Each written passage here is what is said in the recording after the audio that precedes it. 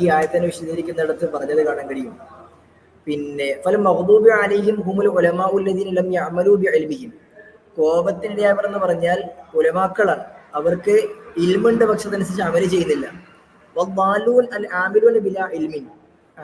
വഴിപിഴച്ചവർ എന്ന് പറഞ്ഞാൽ കുറെ പ്രവർത്തിക്കും പക്ഷെ അവർക്ക് എന്തില്ല, ഒരു ഇൽമും ഇല്ല എന്നതാണ്. അഥവാ ഇസ്ലാമിക ലോകത്തെ ഉലമാക്കൾ തന്നെ ഈ ആയത്തിന്റെ പരിധിയിൽ പെടും എന്നാണ് ശൈഖുൽ ഇസ്ലാം മുഹമ്മദ് അബ്ദുൽ വഹാബ് റഹ്മാനിലേക്ക് പറയുന്നത്.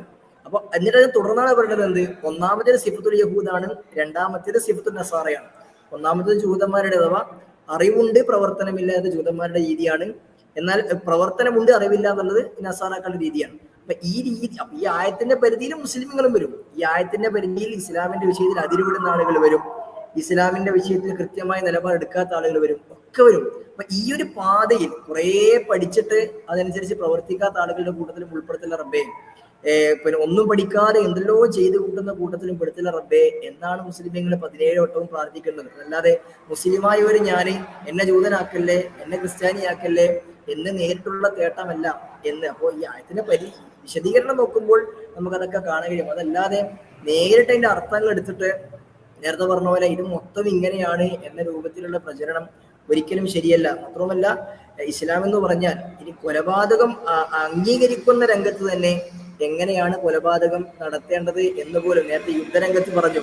പക്ഷേ പ്രവാചകൻ സല്ലല്ലാഹു അലൈഹി വസല്ലം പറഞ്ഞു, നിങ്ങൾ അറുക്കുകയാണെങ്കിൽ ഫഹ്സിനു അദ്ദിബഹ, നിങ്ങൾ അതിനെ ഏറ്റവും നന്നായിട്ട് അറുക്കണം.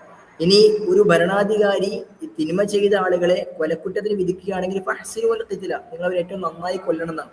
എന്ന് പറഞ്ഞാൽ പ്രവാചകൻ സഹാബിയോട് ചോദിച്ചാൽ എങ്ങനെയാണെന്നുള്ളത്, ഒരുവനെ അറുക്കുന്നുണ്ടെങ്കിൽ, മൃഗത്തെ അറുക്കുന്നുണ്ടെങ്കിൽ അതിനെ കത്തിക്ക് മൂർച്ച കൂട്ടിയിട്ട് പെട്ടെന്ന് തീർത്തേക്കണം. അതല്ലാതെ ഒരച്ച് പ്രയാസപ്പെടുത്തി നിങ്ങൾ അറുക്കരുത്.